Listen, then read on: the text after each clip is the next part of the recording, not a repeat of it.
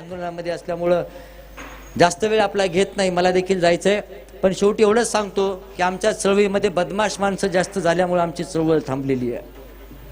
बदमाशी आमच्या चळवळीची जास्त वाढलेली, लुच्चेगिरी जास्त वाढली आमच्या समाजामध्ये. काय होतंय एक सोपं उदाहरण सांगतो आणि या ठिकाणी थांबतो. एक कुंभार होता, तो गाढव चारत होता.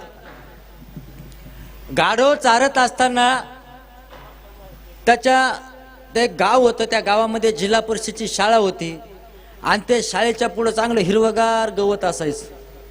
मग त्या कुंभाराला असं वाटलं इकडे जरा गाढवायला खायला जास्त भेटते, त्यामुळं तो काय करायचा, बिचारा एक लिंबाचं झाड होतं. दुपारच्या टायमाला फार सुंदर उदाहरण आहे, लक्षात घ्या, समजने वालों को इशारा काफी है. त्यावेळेला त्या जिल्हा परिषदच्या शाळेसमोर गवत, त्या गवतावर गाढवं दिवसभर चरायची. ह्यो आपला एक असा रुमाल काढायचा, त्या लिंबाच्या खाली टाकायचा आणि असा मस्त उशाला हात देऊन गाढवाकडे बघता बघता गाणी म्हणत म्हणत गाढवं चरायचा. त्याची गाढवं बिचारी चरायची आणि चरता चरता त्यानं आवाज दिला की परत यायची. एका दिवशी त्याला वाटलं काय रोजही गाढवं चारायला सोडायचे, लिंबाला हात टेकून झोपायचं, बोर व्हायले. म्हणला चला मास्तर शाळेत काय शिकवते बघू.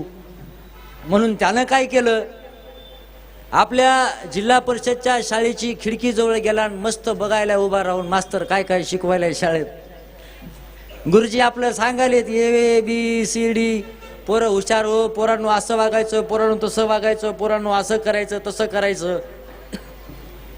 गुरुजींचे धडे देणं चालू. त्याला बिचारायला पटलं. शाळा सुटली, मास्तरला भेटला आणि म्हणला गुरुजी शाळेत शिकल्यानं काय होतंय हो. ते म्हणलं अरे शाळेत शिकल्यानं माणसं हुशार होतात आणि त्यानं काय होतंय, कामधंदे भेटतात म्हणे त्यानं. आणि मग कामधंदे भेटले ना, पैसा येतोय की, पैसा आल्यावर माणूस आराम करते. मग मी काय करतो म्हणे, रोज तेच करतो की, मी तर नुसतं आराम करतो, शिकायची काय गरज आहे. अरे तसं नाही म्हणले, असं शिकलं ना बखळ पगार भेटतंय आणि मग आपले हातपाय थकले का मग पेन्शन भेटती, असं होय. बरं एक काम करा गुरुजी, तुम्ही हे शाळेतले पोरं हुशार करायले, उद्या माझंही पोरग घेऊन होतो, माझ्याही पोराला हुशार करा. मास्तर म्हणले आण. ह्यानं काय केलं, एक गध्याचं पिल्लू घेतलं आणि शाळेत गेला. सुंदर उदाहरण आहे ताई चळवळीतल्या माणसांसाठी, जे लोक बदमाश लोकांचं उदाहरण आहे. याने गध्याचं पिल्लू घेतलं, गुरुजीकडे गेला आणि म्हणला गुरुजी हे माझं लेकरू आहे, तुम्ही ते गोरा कुंभार पिक्चर पाहिला का, काय ते पिक्चरचं नाव, गंगे म्हणते ते, काय नाव आहे त्या पिक्चरचं मला माहित नाही बरं, ते डायलॉग माहिती मला, गंगे म्हणते जोर जोरात ते. आणि मकर अनासपुरीचा पिक्चर, ते गाढवाला लेकरूच म्हणते. गाढवाचं लग्न, गाढवाचं लग्न, ते गाढव घेऊन जाते गुरुजीकडे, म्हणते गुरुजी हे माझं गाढव लेकरापेक्षा कमी नाही बरं का, लेकरासारखं आहे. मी जरा तालुक्याच्या बाजाराला चाललो, तो पुऱ्याला काहीतरी शिकवा. ते म्हणला अरे तू का पागल का बिगल रे, हे गाढवाला कुठे शिकवतेत का म्हणी. अरे माणसाला शिकवतेत, याला काय भाषा. अहो तुम्ही मास्तर येत ना, तुम्हाला गाढवापेक्षा जास्त कळतंय की, शिकवान त्याला काय व्हायले. बरं माझं लेकरू वर्गाच्या बाहेर बसून ऐकलं म्हणे, नुसतं बघू द्या कसं काय चालले, ते हुशार आहे म्हणे, त्याची भाषा मला समजते, माझंही म्हणे ते. त्याला बसवलं गाढवाला, त्या शाळेच्या झेंड्याच्या तिथं पाईप होता, त्या पाईपला बांधलं आणि गुरुजीचं एक दोन सुरू.